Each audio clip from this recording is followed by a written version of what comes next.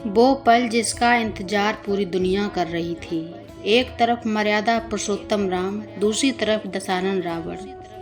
धर्म बैज अधर्म, सत्य बैज अहंकार। आज होगा फैसला, आज तय होगा कौन जीतेगा। क्या रावण अपनी शक्ति से सबको हरा देगा या श्री राम का एक बाण खत्म कर देगा अधर्म का अंत। आज हम जानेंगे रामायण का सबसे बड़ा और अंतिम युद्ध। तो दोस्तों, बिना देरी किए हुए कहानी में प्रवेश करते हैं।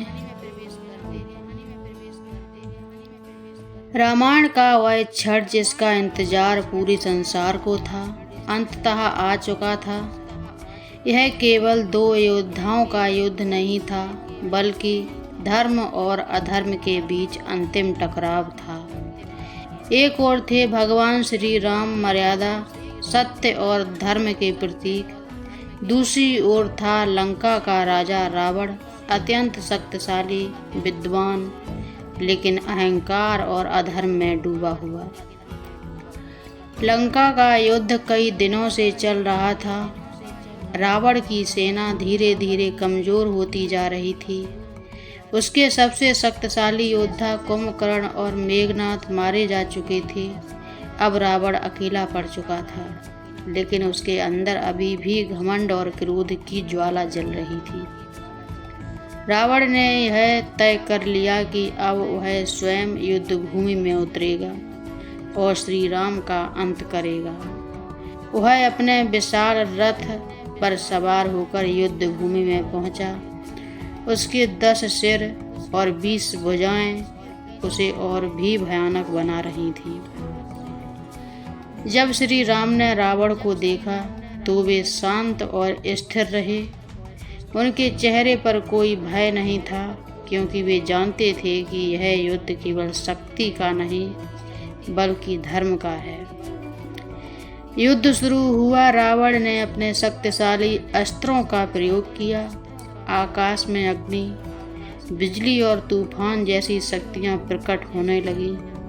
उसकी हर बार में अपार शक्ति थी, लेकिन श्री राम ने हर बार का शांत और सटीक उत्तर दिया। उनके बाण सीधे और सटीक थे। दोनों के बीच युद्ध इतना भयंकर था कि देवता भी आकाश से यह दृश्य देख रहे थे। एक समय ऐसा आया जब रावण ने अपने मायावी अस्त्रों का प्रयोग किया, जिससे युद्ध भूमि में भ्रम फैल गया, लेकिन श्री राम ने अपने दिव्य ज्ञान से उस भ्रम को तोड़ दिया। युद्ध कई घंटों तक चलता रहा। दोनों योद्धा एक दूसरे को परख रहे थे। रावण बार बार अपने सिरों को पुनः प्राप्त कर लेता था, जिससे उसे मारना और भी कठिन हो जाता था।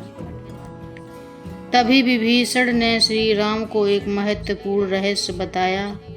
उन्होंने कहा कि रावण की अमरता का रहस्य उसके नाभि में छुपा हुआ है। यदि वहां पर वार किया जाए तो उसे पराजित किया जा सकता है। यह सुनकर श्री राम ने अपने सबसे शक्तिशाली अस्त्र ब्रह्मास्त्र का प्रयोग करने का निर्णय लिया। उन्होंने ध्यान लगाकर उस अस्त्र को छोड़ा। वह बाण सीधा जाकर रावण की नाभि में लगा। जैसे ही वह बाण लगा, रावण की शक्ति समाप्त होने लगी।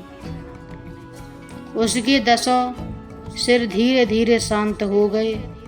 रावण का विशाल शरीर धीरे धीरे धरती पर गिर पड़ा। यह केवल एक राजा की हार नहीं थी, बल्कि अधर्म का अंत था। पूरी युद्ध भूमि में गहरी शांति छा गई थी। देवताओं ने आकाश से फूल बरसाए। यह धर्म की जीत का प्रतीक था। श्री राम ने रावण के प्रति भी सम्मान दिखाया, क्योंकि यह एक महान विद्वान और योद्धा था। उन्होंने लक्ष्मण को भेजा कि वे रावण से उसके अंतिम क्षणों में ज्ञान प्राप्त करें।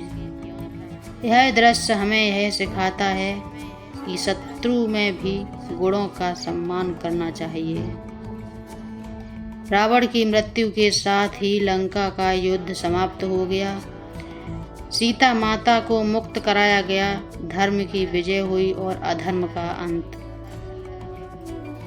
रामायण का यह अंतिम युद्ध हमें यह सिखाता है कि चाहे अधर्म कितना भी शक्तिशाली क्यों न हो, अंत में सत्य और धर्म की जीत ही होती है।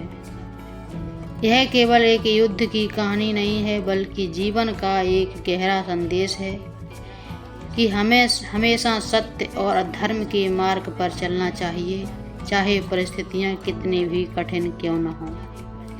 इस प्रकार राम और रावण का यह अंतिम युद्ध रामायण का सबसे महत्वपूर्ण और प्रेरणादायक अध्याय है, जो हमें जीवन के मूल्यों और सच्चाई का मार्ग दिखाता है। तो दोस्तों, ये था राम और रावण के बीच वो अंतिम युद्ध जिसने पूरी दुनिया को एक बहुत बड़ा संदेश दिया। चाहे अधर्म कितना भी शक्तिशाली क्यों न हो, अंत में हमेशा धर्म की जीत होती है।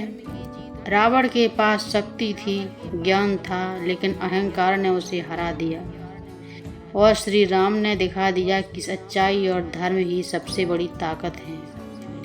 अगर आपको ऐसी महान और प्रेरणादायक रामायण की कहानियाँ पसंद हैं तो लाइक करें, शेयर करें और चैनल को सब्सक्राइब जरूर करें। कमेंट में लिखें जय श्री राम। मिलते हैं अगली कहानी में, तब तक के लिए जय श्री राम, जय सीताराम।